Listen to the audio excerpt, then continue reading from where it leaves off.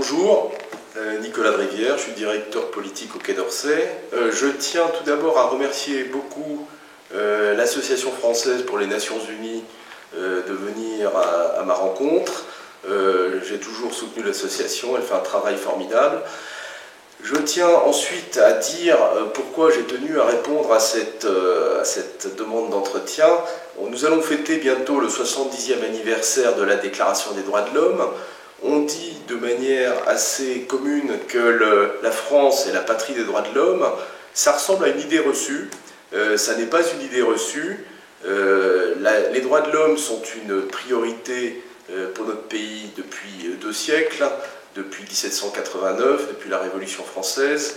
Elle est inscrite dans notre Constitution à plusieurs reprises, en 1789, en 1946, et c'est quelque chose que la France a tenu depuis l'origine à promouvoir de manière universelle.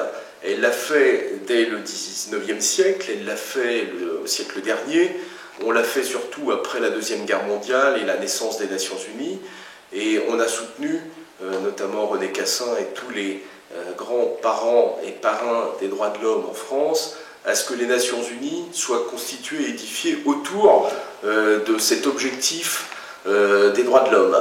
Alors, et la Charte des Nations Unies, qui date de cette époque-là, 1945, est conçue et articulée autour de cet objectif de promotion des droits de l'homme. Il suffit de relire aujourd'hui la Charte et les grands textes de cette époque, la Déclaration de 1948, pour voir que ce sont des textes qui sont d'une actualité complète. Aujourd'hui, on discute des droits politiques, des libertés politiques, de la liberté de la presse, de la liberté de manifestation.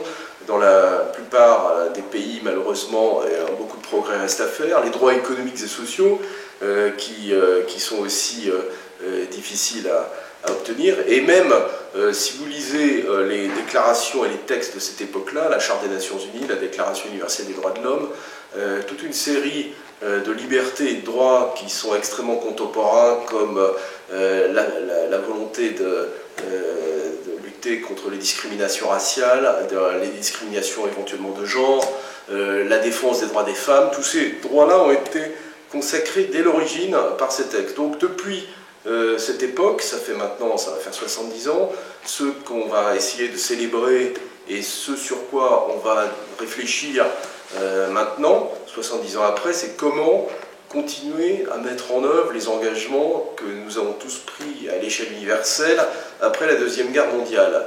Il reste beaucoup de choses à faire, ça reste une priorité de la France, une priorité aussi de l'Europe, et donc on va essayer de continuer à faire cela dans toutes les instances multilatérales, dans notre dialogue avec les grands pays partenaires.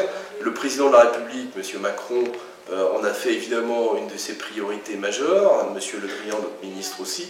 Donc nous allons continuer à nous battre pour les droits de l'homme. La France reste la patrie des droits de l'homme. On n'a pas évidemment le monopole, heureusement. Ce sont des sujets et des thématiques qui mobilisent beaucoup en Europe et ailleurs. Ça mobilise les gouvernements, ça mobilise aussi la société civile. Il y a tout un nombre important d'organisations non gouvernementales qui font un travail essentiel sur le sujet, chacun dans son rôle. Et donc on va continuer à pousser pour la défense des droits de l'homme. L'anniversaire n'est pas juste l'occasion d'une auto-célébration un petit peu stérile, ça sera l'occasion de mesurer le chemin parcouru et de voir ce qu'il reste à faire. Il reste encore beaucoup à faire. Il s'agit aussi de voir quelle place nous donnons aux droits de l'homme dans notre diplomatie, dans notre politique étrangère. C'est une place importante. C'est pas le seul objectif de politique étrangère, mais ça reste un objectif majeur de notre diplomatie. Donc, bon anniversaire à la Déclaration des droits de l'homme. C'est un peu notre anniversaire aussi. Et merci à l'Association française pour les Nations Unies.